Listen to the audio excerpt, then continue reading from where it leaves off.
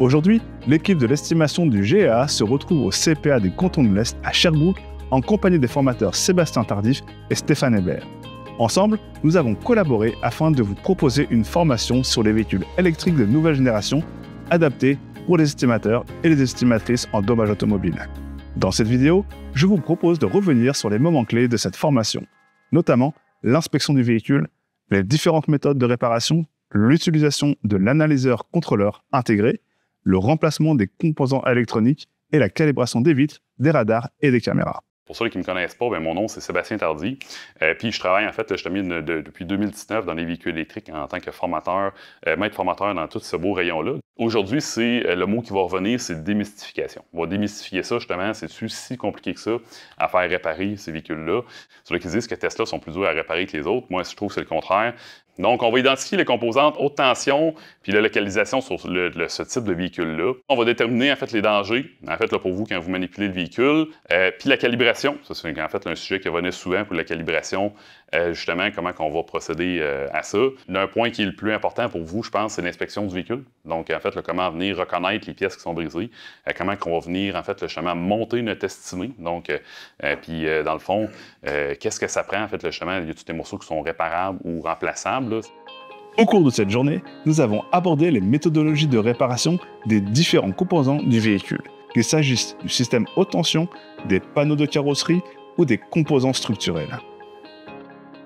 Effectivement, il y a des cas que la composante serait réparable, testable. Oui. Style une perte de haute tension, style endommagé orange. Oui. Endommagé à quel point? Tu es capable de le tester? Tu es capable de le confirmer? Non, ben là, change la pièce. Exact. Sinon, si tu aurais la formation requise à l'intérieur de l'atelier ou quelqu'un qui connaît, tu pourrais certifier le compte, dire non, il est correct, il n'est pas attaqué, c'est juste le corrugu, le loom extérieur qui est brisé. C'est ça. Il faut savoir comment faire, il faut savoir comment le tester. Si vous voulez savoir où est-ce que la haute tension passe dans le véhicule, le câble est là. Donc, puis on le voit physiquement, justement, ici. En fait, là, justement, il est dans le inner panel. Réparation de châssis et de carrosserie, justement, qu'est-ce qu'on peut faire? Donc, moi, je vais parler avec plusieurs de vos collègues, là, justement, sur, en fait, les réparations de châssis. Est-ce qu'on a le droit d'étirer le châssis? Est-ce qu'on a le droit, en fait, justement, de venir débosser? Je vois un nom là. Fait que là, on va venir démystifier ça. Pour, en fait, justement, vous démontrer que ça se fait, là. Puis on peut être capable de faire plus qu'on pense sur ces véhicules-là. Vous allez être surpris. Les réparations esthétiques faites aux panneaux sont autorisées. Il est permis de reformer des panneaux de carrosserie à l'aide d'outils manuels, notamment les ondelets par soudage, les bons vieux clous, ça marche.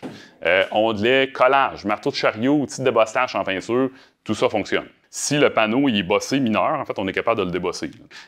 Donc, c'est ça. Là. Donc, moi, ça, je vois pas beaucoup de problématiques. Là, donc. Mais c'est sûr qu'ici, il y a un câble haute tension qui passe par là, parce que la porte de rechange du véhicule il est là. Donc, ici, si on vient qu'à mettre des clous, c'est sûr et certain qu'il va falloir enlever le câble. Là, on ne se le cachera pas, là, même s'il est quand même assez loin dans la structure, il est dans le inner panel. Là, donc, avant que ça vienne assez chaud, que ça y touche, en fait, là, ça va être interprété. Là.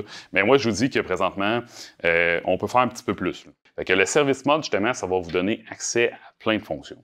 Puis, tous les véhicules, en fait, Tesla, en théorie, sont à jour. Puis, tous ceux qui sont à jour possèdent ce fameux service mode-là. Puis après ça, toutes les autres mises à jour vont se faire via, en fait, là, justement, le réseau sans fil de Tesla. Donc, c'est diffusé, en fait, soit par Wi-Fi ou par réseau cellulaire, dépendamment de la grosseur de la mise à jour. Fait que théoriquement, tout véhicule qui est dans une zone desservie par des ondes cellulaires oui. devrait avoir obtenu une mise à jour. Exactement. Moi, je vais vous montrer justement comment rentrer en service mode, comment accéder justement à la calibration des pièces comme la caméra, les radars, comment on fait le remplacement d'un phare, puis comment on fait l'alignement d'un véhicule. Donc, c'est aussi facile à réparer qu'un autre véhicule, puis ça donne beaucoup d'informations, même les cas de défectuosité. Là. Dans cette partie, nous avons également appris comment accéder au mode service grâce à l'outil de communication du véhicule. Ces véhicules-là, en fait, là, justement, tout se fait dans l'écran. Donc, l'écran central du véhicule, en fait, là, il faut avoir, je vous dirais, 80 à 90% des fonctionnalités que vous auriez, en fait, dans un analyseur contrôleur. Là, maintenant, je vais vous montrer comment on rentre en service mode. Bien facile. Fait que le modèle du véhicule, on appuie dessus durant environ 4 secondes, jusqu'à temps que vous voyez une petite animation. Là, vous ne la verrez pas, vous êtes trop loin. Puis, on tape service sur la ligne, comme ça. Et voilà. Ici, un coup que le mode entretien ou le service mode, on va dire technicien est ouvert, on a accès justement à une panoplie d'informations. Pour vous, en fait, un des onglets qui est crucial, Voyez-vous ici, c'est marqué « Alerte de service ». Ça, là, c'est les codes de défectuosité de la voiture. Donc, pour vous autres, avant de commencer les travaux, ça va être important d'aller voir qu'est-ce qui code le véhicule. Donc, puis après ça, s'organiser pour que le véhicule n'ait pas d'alerte active. Voyez-vous ici, on a les historiques. Fait que qu'est-ce qu'on est habitué de voir dans les historiques d'un analyseur-contrôleur et les actifs. Vous voyez ici dans actifs, il n'y en a aucune. Donc ça serait un véhicule que justement, c'est un exemple qu'on pourrait remettre sur la route sans aucun problème. Il n'a pas en fait présentement à ce moment-là. Là, vous allez me dire comment on fait pour effacer en fait un alerte dans un véhicule Tesla. Bien simple. Si la panne est réparée, l'alerte s'enlève automatiquement. Je donne un exemple. Vous avez enlevé en fait le connecteur de désamorçage du véhicule à l'avant, ça génère une alerte. Okay? Et un coup qu'on va venir leur brancher, en fait, l'alerte disparaît. Donc, je vais déconnecter un capteur que vous pourriez remplacer, qui est dans le fond le capteur de niveau de liquide de refroidissement. Fait que voyez-vous, ici, l'alerte est là, VC Front Coolant Level Low. Bon, en fait, c'est sûr que le capteur est débranché. Fait que ça pourrait être votre pré-scan. Donc, un coup qu'on va venir le rebrancher, vous allez voir que l'alerte va disparaître automatiquement. Donc, il n'y a pas d'action à faire en tant que tel. Donc, on rebranche. C'est fait. Ça a disparu. Ça a disparu. Donc, le véhicule est réparé. Fait que ça, c'est notre post-scan. Donc, les capteurs de direction sont ici. Et en fait, là, justement, plus précisément, en fait, on va aller dans parallélisme et pneus. Puis, vous voyez ici, là, en fait, on a en temps réel la position, en fait, là, justement, de notre direction de voiture. Donc, ça, c'est le fameux steering angle qu'on appelle en bon terme dans le domaine.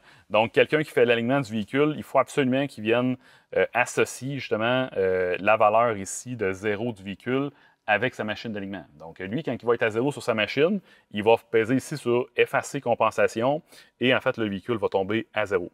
Tout comme on fait en fait les véhicules conventionnels via le port OBD2, mais ce véhicule-ci n'en possède pas, ça va être par ici qu'on va venir passer.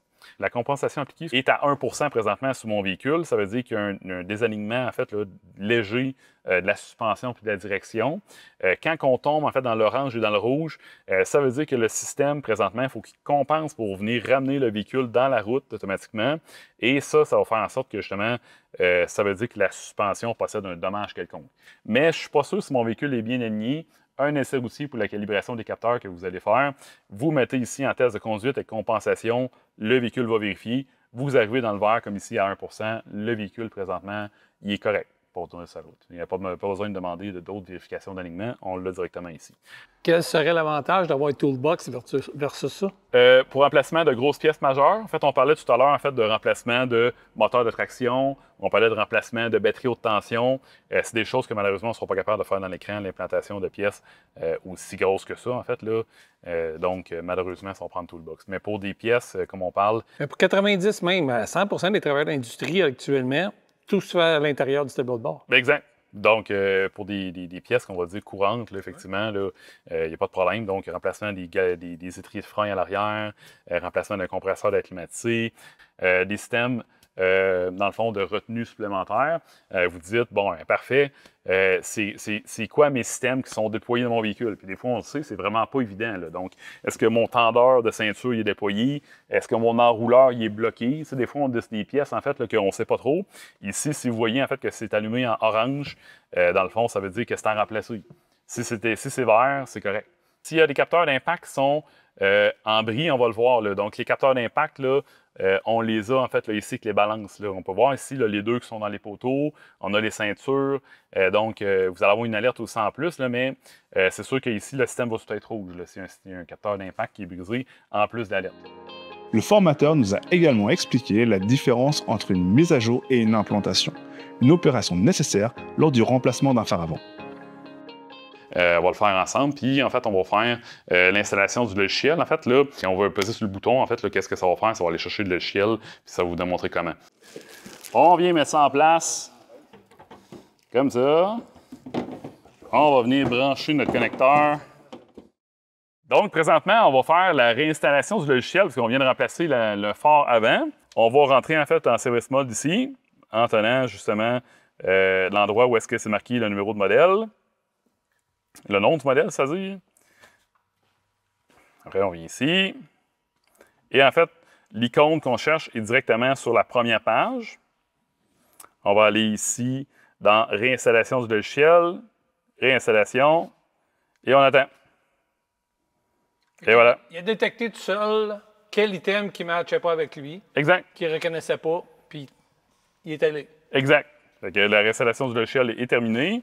On démarre le véhicule et on voit que le phare allume. Nous avons profité de la présence de plusieurs véhicules pour tester et calibrer différents systèmes, notamment les vitres. Fait que voyez-vous ici, là, mes vitres sont toutes en verre. Fait qu'il n'a pas besoin de calibration, là, parce que dans le fond, c'est le même moteur qui était remis, un exemple. Mais s'il est en rouge, ça veut dire que la calibration n'est pas faite. Et on va vous montrer comment calibrer en fait les vitres suite à un remplacement de composantes électroniques ou suite en fait à un ajustement mécanique de la porte en fait là pour la position de la vitre. Donc, on va commencer par l'avant gauche. On va peser sur calibrer. Et en fait, ici, ils vont nous dire qu'il faut déverrouiller le gateway, bien simple. Ils vont nous dire de tenir le clignotant à droite et en fait appuyer sur les freins. Ça prend quelques secondes. Un coup que c'est fait, on va avoir accès à la fonctionnalité de la voiture. Comme ça, on va appuyer sur calibrer.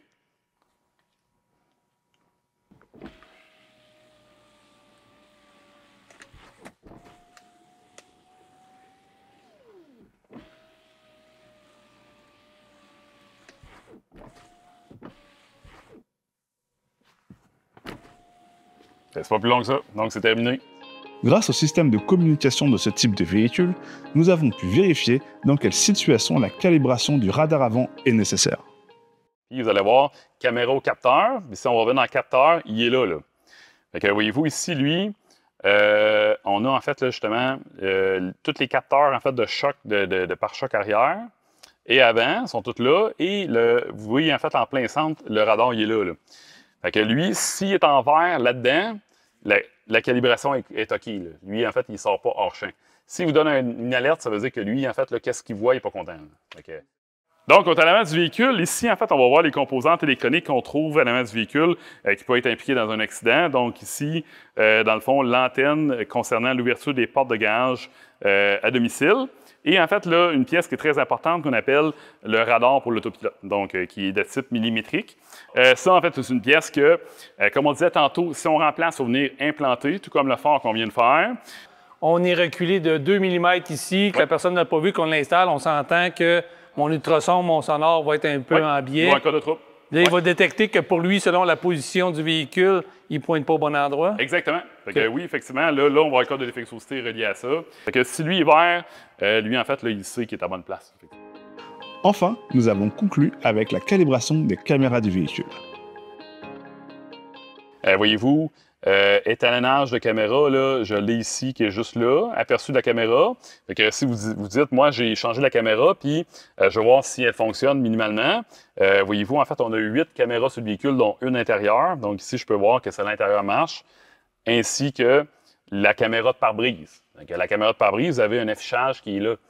Puis vous êtes même capable de voir si le pare-brise qui était remplacé donne une image distordue. Pareil, en fait, là, pour les caméras, en fait, là, ceux qui sont situés dans les montants de porte et ceux-là qui sont situés sur les ailes. Donc, si on regarde ceux-là sur les ailes, et que vous dites, moi, je vais remplacer une caméra sur une aile, je vais voir si elle fonctionne, vous avez accès directement ici. Tous ceux-là qui n'ont pas, en fait, là, justement, d'indices d'inclinaison, donc les autres que les 3 à l'avant, ne sont pas calibrés. Donc, ceux-là des ailes, ceux-là des montants, en fait, là, pour le système, en fait, il va compenser pour, dans le fond, Tesla, en fait, considère que la pièce est supposée être à sa place, puis que, dans le fond, la caméra va s'ajuster avec ça. Mais je donne un exemple. Si vous avez une pièce, une aile d'après-marché qui est vraiment avec un angle extrêmement différent, ça se peut que lui, en roulant, il voit une défectuosité qui allume en fait un code de défectuosité. Mais ça ne sera pas un code de défectuosité relié à un alignement parce qu'il n'a pas à faire. Ils vont dire vérifie ta composante et toi qui ne marche pas. Donc là, nous allons voir la calibration en fait là, de la caméra de pare-brise ainsi que le radar. On avait été voir tout à l'heure justement les spécifications. Là, on va vraiment voir la calibration. Donc pour ce faire, on va aller dans assistance au conducteur puis on va aller voir caméra. Donc, on peut voir ici que toutes les caméras du véhicule sont affichées justement en vert. Premièrement, ça nous dit que le travail relié en fait à notre réparation en fait de remplacement de composantes a été bien implanté. Dans le fond, on a remplacé une et que présentement, la communication avec le véhicule a lieu. Puis en fait, ici, je ne sais pas si vous voyez, les 3 caméras principales qui est en fait dans la caméra de pare-brise ici, on voit que les angles, en fait, là, sont dans le vert. Donc, quand c'est comme ça, on sait, en fait, là, que justement, on n'a pas besoin d'étalonnage. Donc, vous voyez, en fait, là, tout détecté. Donc, puis en fait, ici, on a la prévisualisation que je vais vous montrer. Fait que si le technicien veut confirmer justement son alignement, ici, voyez-vous les lignes en vert sur la ligne horizontale. Ces lignes-là, en fait, c'est le pointage de tolérance pour la caméra. Okay? Donc, si le X bleu, en fait, là, la croix bleue n'est pas dans le milieu, en fait, là, des lignes, ça veut dire que la caméra est hors champ. Donc, ici, en fait, là, justement, on est dedans, on est correct. Fait que la tolérance, en fait, est de quelques degrés. On demandait tantôt, justement, si le pare-brise est un peu plus penché ou d'un côté ou l'autre. Si on est dans le vert, on est correct. Si on n'est plus dans le vert, c'est là qu'on va venir étalonner. Via, en fait, là, ici, en fait, là, l'effacement de la calibration, puis on va recommencer. Donc, lui, en fait, là, ça prend la cible à ce moment-là. Mais si vous êtes dans le vert, en théorie, tout va fonctionner comme il faut. Comme vous le savez, les véhicules électriques de nouvelle génération sont de plus en plus présents sur nos routes et dans les ateliers. Nous espérons que cette capsule vous sera utile pour mieux comprendre leur fonctionnement et que cela vous permettra de réaliser des estimations plus précises. N'hésitez pas à suivre des formations afin d'élargir vos connaissances en estimation de dommages automobiles. Retrouvez toutes nos capsules sur notre site internet Estimation 24/24.